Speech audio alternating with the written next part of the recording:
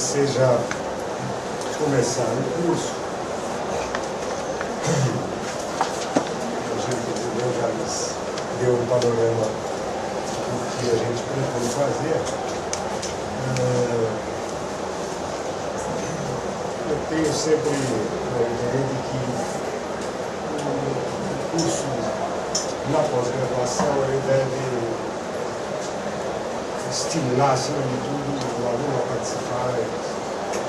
Essa participação, pelo menos nos métodos que a gente conhece, funciona bem chamados seminários. Por outro lado, exclusivamente a participação via seminários me parece que ela tem alguns defeitos que precisam ser supridos. E esses defeitos se localizam, sobretudo, na forma, pelo menos supostamente dialógica que tem no seminário, em que todo mundo fala, a partir de um texto as ideias podem surgir, alguém expõe a verdade, mas a partir daquilo nós somos provocados a discussões que podem vir de qualquer lado, com temas, às vezes, díspares. Isso faz no seminário, quando ele é interessante, ele participa de uma coisa que lembra um pouco a racionalidade de um caos. Mas isso que é difícil. Afinal, o que é que se discutiu, qual é o resultado, às vezes não tem resultado nenhum. E por essa razão me parece que uma insistência no curso, numa parte com aulas expositivas, ainda faz sentido. Sobretudo faz sentido no curso de Direito, até porque, como eu ouvi isso de uma professora argentina, talvez vocês conheçam, o Roberto José Berném, uma vez discutindo sobre dogmática jurídica, me lembro que ele disse: o melhor jeito de se ensinar dogmática é ensinar dogmaticamente. E o melhor jeito de ensinar dogmaticamente é dando aula expositiva. Um fala e os outros ficam calados. Ele fazia um pouco de blague em cima disso. Mas depois ele dizia: é isso que o jurista faz, né? Ele fala e todos ficam quietos. E ele está acostumado com isso. É porque um fala, um fala, o outro não deixa o outro falar, até que chega um último que fala e acaba. Qual é a frequência? Os caras estão por ouvir. Papa a favor, Santa Sé disse, acabou. Supremo. Enfim, nós aprendemos a lidar com uma forma de pensar em que há um momento de corte, ninguém fala mais nada. E como você lida com esse corte, você vai, de alguma forma, preparando o momento que você sabe que ele vai acontecer. O diálogo proporcionado pela ciência do direito, pela ciência proporcionada pelo direito, é por isso mesmo um diálogo muito curioso.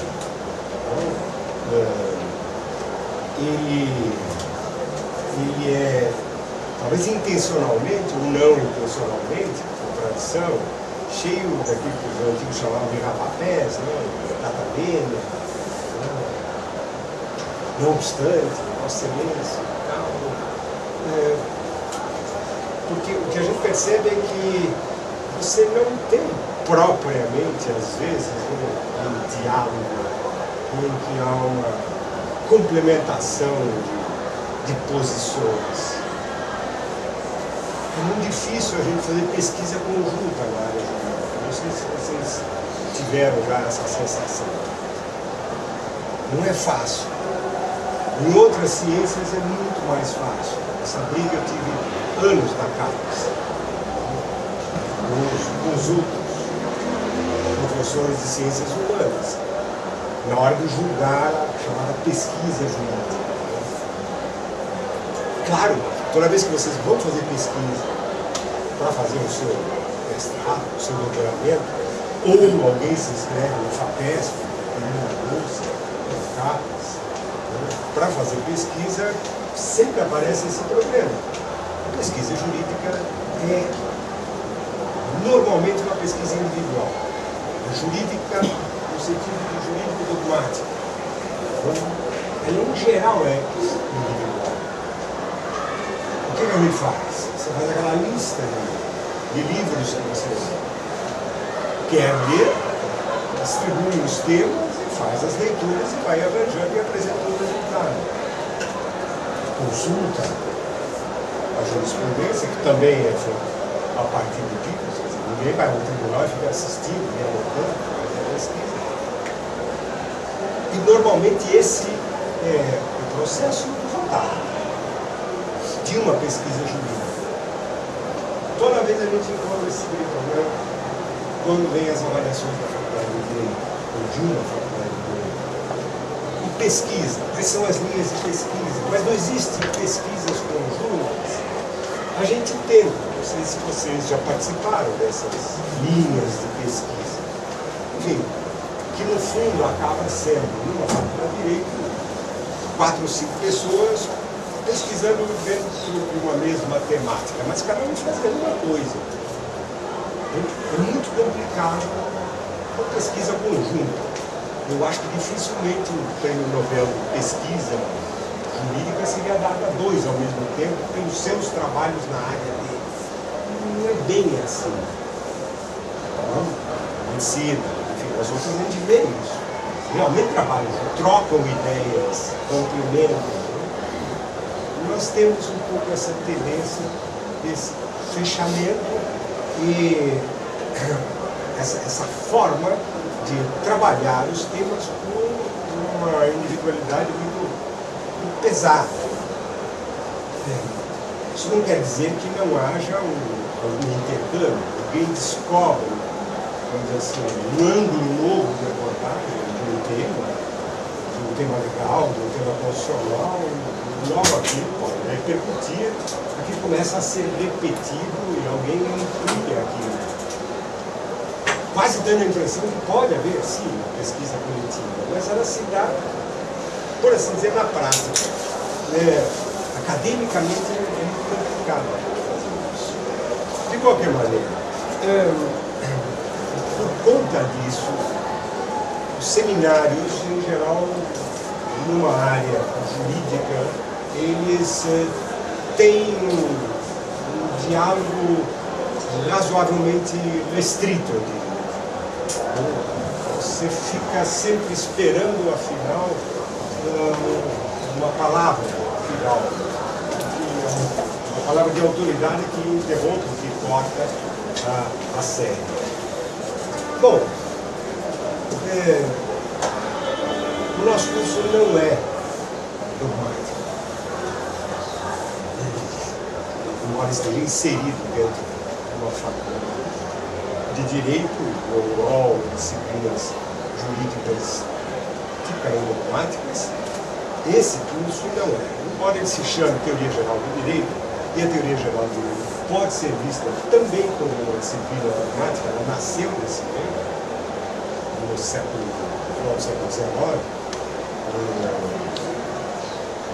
com esse nome, Doutrina Geral do Direito, e nasceu com um espírito também desse tipo dogmático. Uma disciplina voltada para a elaboração de uma espécie de enciclopédia de conceitos fundamentais da ciência jurídica. Que deu depois origem aos cursos, na graduação, aos cursos de introdução aos estudos de direito, da ciência do direito. Foi assim que nasceu essa disciplina, com um espírito dogmático. Depois, isso foi se transformando, principalmente depois da década de 60, 70, no século XX, ela já tinha incorporado um outro espírito.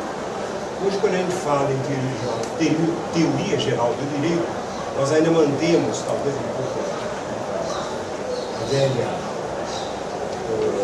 tradição no vocábulo, na forma, mas a expressão teoria jurídica, inclua o ponto final, teoria jurídica vem tomando conta para ganhar diferença em relação à expressão mais antiga. Na verdade, a expressão mais antiga em alemão significa doutrina geral do direito e não propriamente teoria geral do direito. Aí há uma óbvia diferença entre doutrina e teoria, até etimologicamente. Né? Teoria é uma palavra que vem do teoros, e teoros é aquele personagem que no tempo contempla. Fique, olha, observa. Doutrina já é uma palavra que vem não do grego, mas do latim, docere, que significa ensinar. Então, o doutrinador é aquele que, até no sentido pejorativo que a palavra toma na direita brasileira, o doutrinador, o comunista, é aquele que fica lá batendo na cabeça para alguém aprender. Não? Lembro disso na década de 60. Mas em alemão as palavras são marcadamente diferentes, e em português a gente usa a palavra doutrina para qualificar um pouco a chamada teoria dogmática do direito em geral. A doutrina diz isso, a doutrina diz aquilo, a doutrina é ou não é fonte do direito, é coisa assim. Mas em geral usamos sempre a palavra teoria quando nos referimos a essa teoria geral. Eu me lembro de alguém que tivesse traduzido ao pé da letra para o alemão doutrina geral do direito. Sempre foi dito em português, teoria geral do direito. Então não parece tão marcante, mas em alemão é marcante quando, na década de 60, eles pararam de usar a expressão doutrina e começaram a usar a expressão teoria. É marcante porque o espírito dogmático dessa disciplina foi aos poucos sendo alterado. Dentro dessa nova visão de teoria do direito, a ideia é a de que o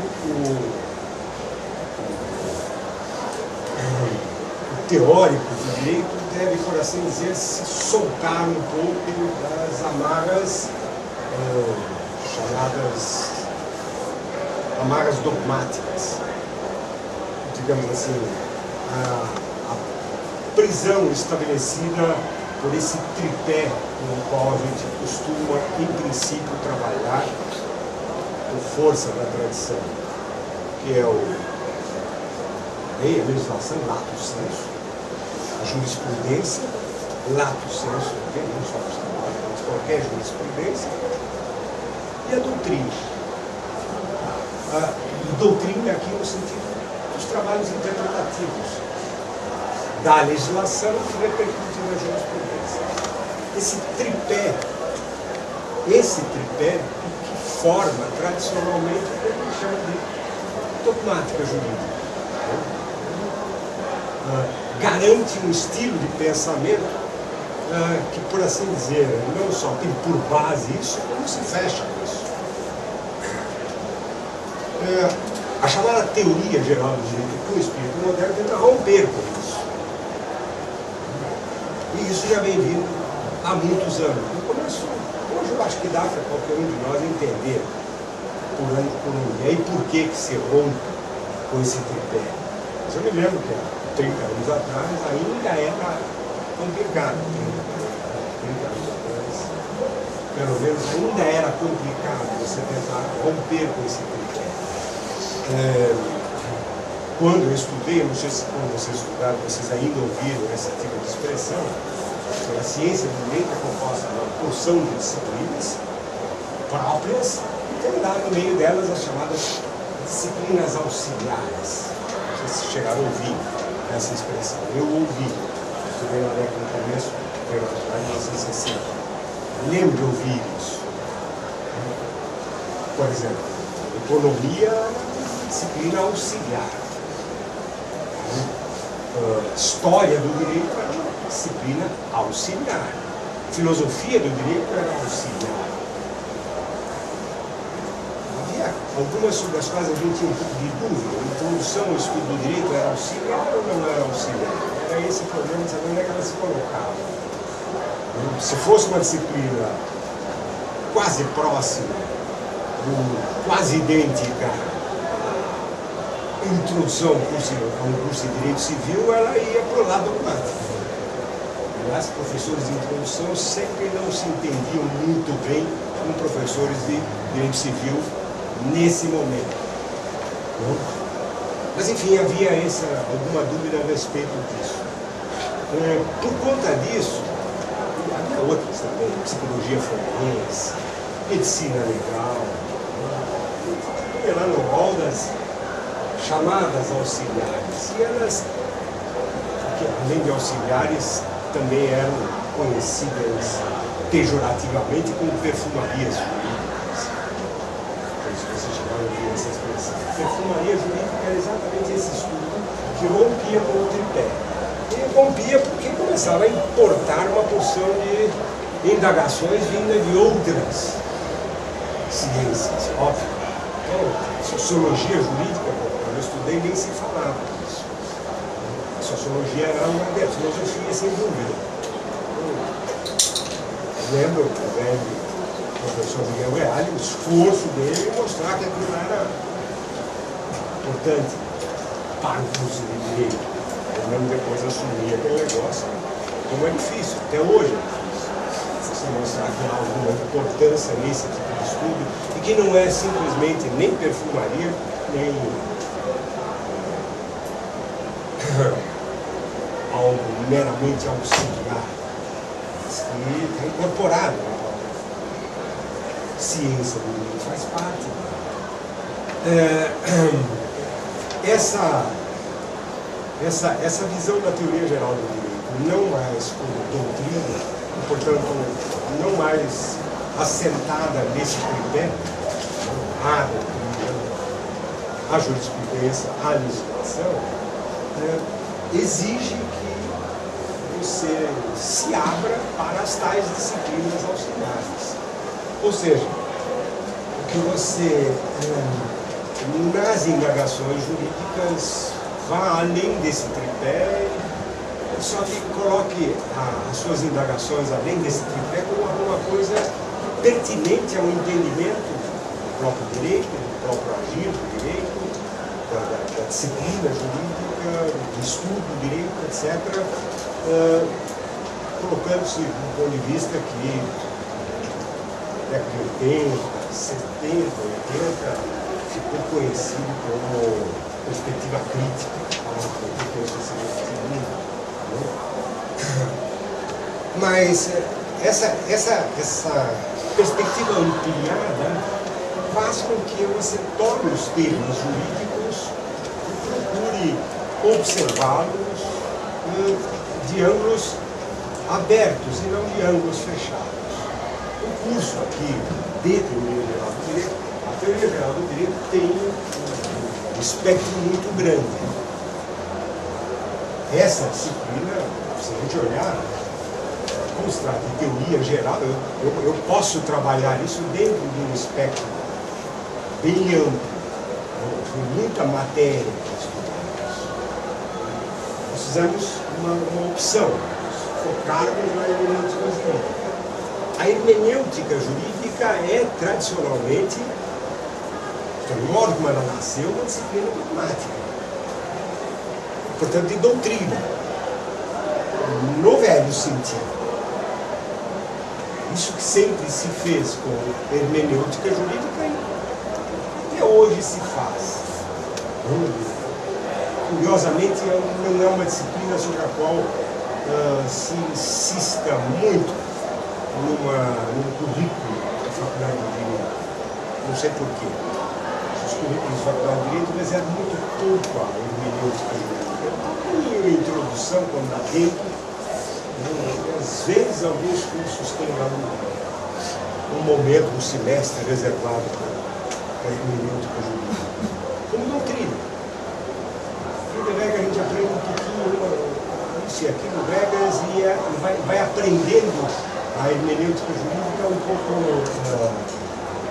por conta dele. Você estuda direito constitucional e meio por osmose vai aprendendo também teoria da interpretação do direito constitucional. O mesmo vale para o tributário, o mesmo vale para o administrativo, o civil e tudo mais. Mas existe uma disciplina, tradicionalmente, que foi montada no início do século XIX, junto com a montagem daquilo que começou a ser chamado de ciência do direito, tem esse tipo de hermenêutica jurídica, e ela é uma disciplina, no nascimento, uma disciplina dogmática. Se vocês fossem, por acaso, um pouco mais, bem mais velhos do que são, e eu também, se pegassem um livro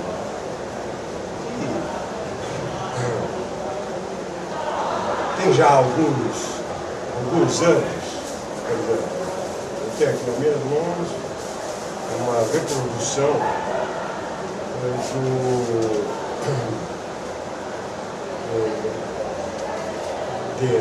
o título geral aqui é Hermenêutica Jurídica, e são dois autores que estão compilados aqui. Um é o Compêndio de Hermenêutica Jurídica, de Paula Batista, e o outro são 5 lições de Hermenêutica Jurídica do Barão de Ramalho. Em São Paulo, lá no Lago São Francisco. São obras, as 5 lições são de 1865. O Compêndio de Hermenêutica, do Paulo Batista, no Recife, é de 1872. Então, do século XIX, todo o século XIX. Se um professor, por exemplo, se vocês fossem daquele tempo, eu também, nós teríamos que enfrentar alguma coisa do tipo, não? Algo assim. O que é que nós vamos estudar? Diz aqui, por exemplo, na lição primeira do Barão de Ramalho. Define o Compêndio de Hermenêutica Jurídica o sistema das regras para a interpretação das leis. Esta definição, diz o Barão, esta definição é defeituosa, peca por excesso.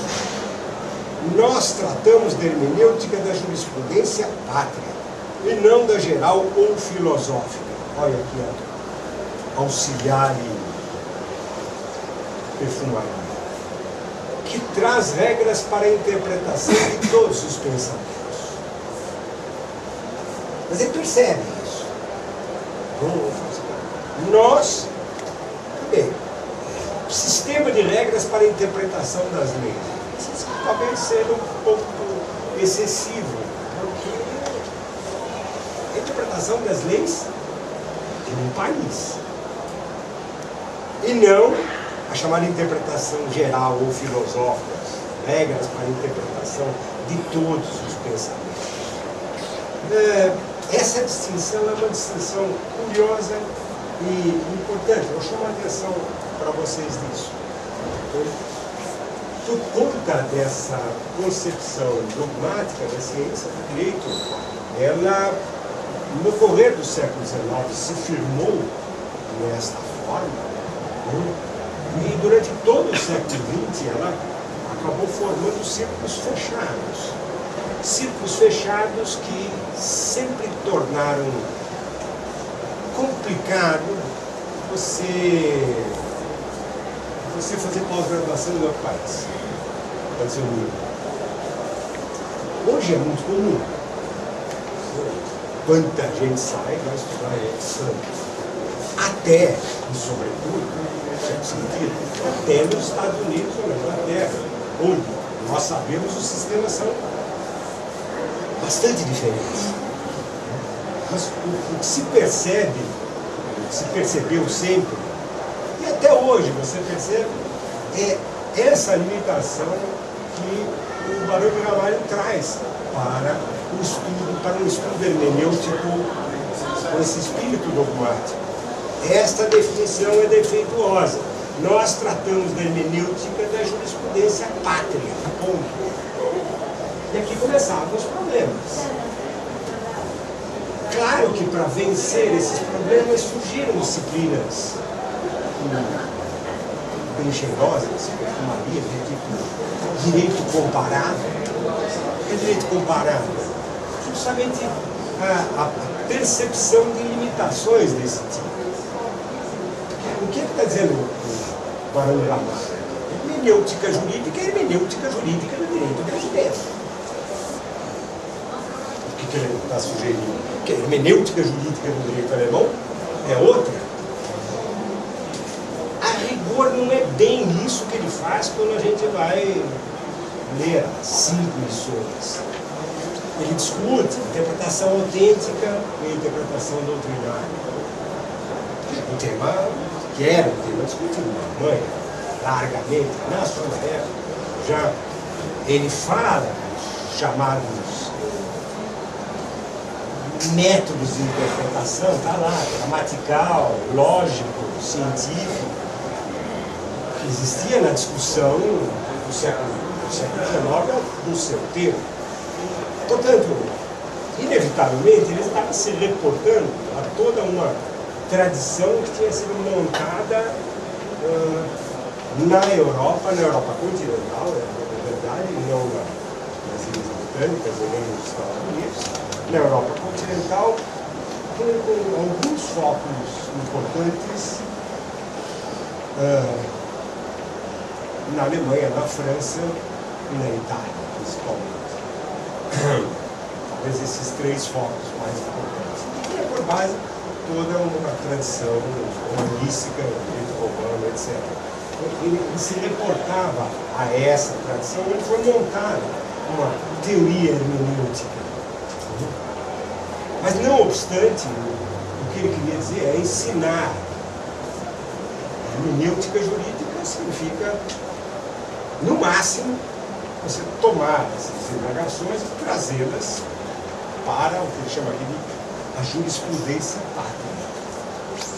Ou seja, estudar hermenêutica jurídica enquanto tal, vamos chamar assim, por conta dos seus próprios temas, tradição doutrinária, interpretação autêntica, referência, método gramatical, método lógico, isso, etc. Isso era, por assim dizer, uma espécie de propedêutica. Mas o interessante, o importante era você entrar na interpretação das leis brasileiras. E dá para entender por que o curso, isso era dado na Faculdade de Direito do Lago de São Francisco, com 5 lições. Aqui acabava, hermenêutica jurídica, no curso. O resto, como é que você aprende a tal hermenêutica jurídica? Em direito constitucional, em direito civil, em direito comercial e assim por diante. Que ficou a tradição. Quando eu fiz o meu curso, eu não tive hermenêutica jurídica. Não sei se vocês tiveram. Tive introdução, tive filosofia do direito, hermenêutica jurídica nunca tive. A gente ia ouvindo falar desse negócio de interpretação sistemática, lógica, mas não aparecia, mas aparecia no meio dos trabalhos de doutrina apertada para uma determinada disciplina. E é disso que ele está falando. A ideia de que a hermenêutica jurídica possa constituir uma disciplina própria, com um espírito dogmático, tornava muito difícil separar a hermenêutica jurídica da prática hermenêutica das diferentes legislações.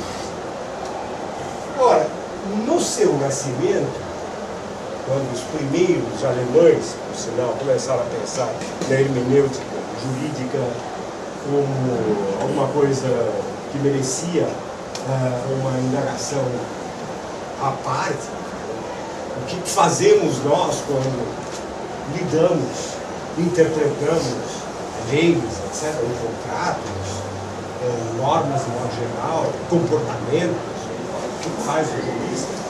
É claro que nesse nascimento o intercâmbio entre o jurista e os outros foi uma coisa importante.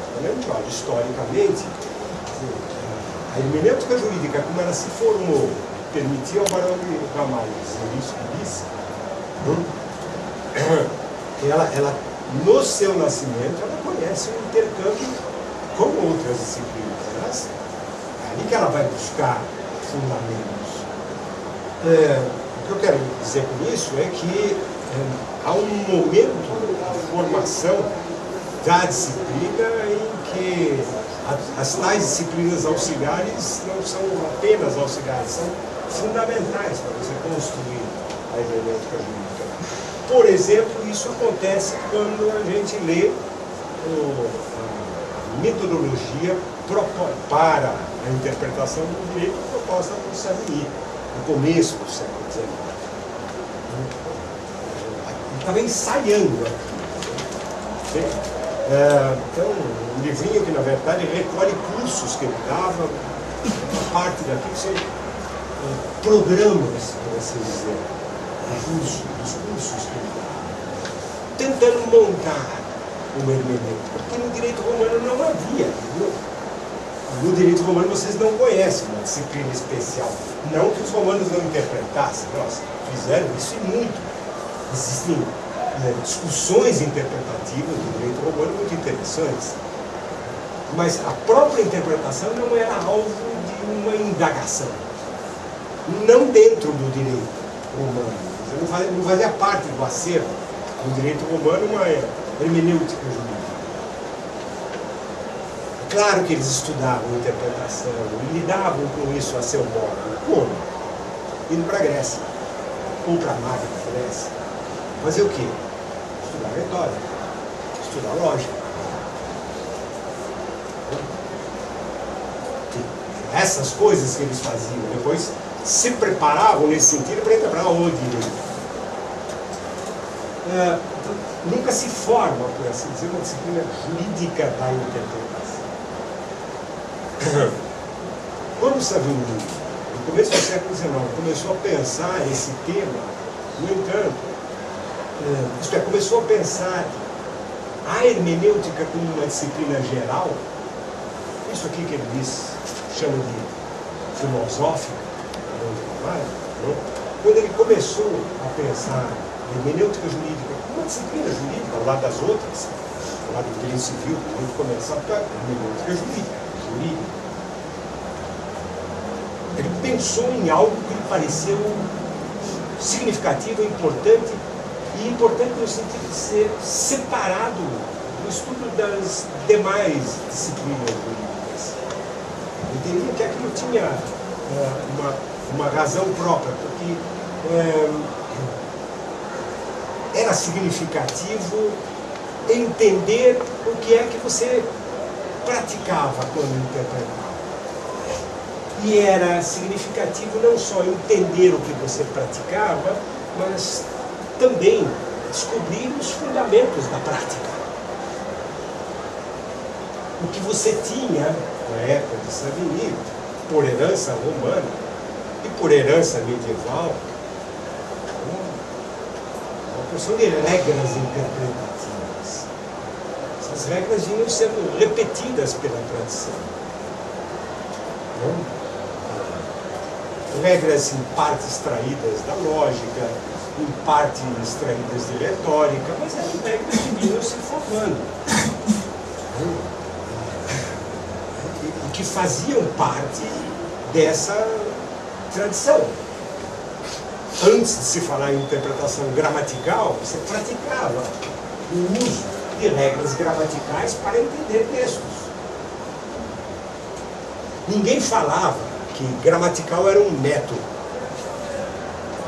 Mas gramatical era a regra que me dizia para identificar gramaticalmente um sentido daquilo que estava sendo dito, daquilo que estava sendo pronunciado. O que Savigny percebe, ele não inventa isso, não inventa as regras de uma interpretação gramatical, por exemplo, lógica. Mas ele é o primeiro, no século XIX, que pensa no tal fundamento a dar unidade a essas regras soltas. E onde é que ele vai buscar inspiração? Curiosamente, um filósofo, um teólogo alemão chamado Schleiermacher. Savigny já é mais fácil, né?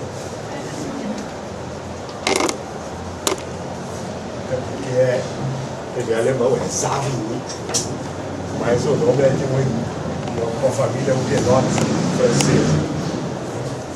Schleiermacher já é mais complicado. Vocês têm curiosidade, Schleiermacher é aquele que faz véus. Macher, fazer do Schleier, os véus.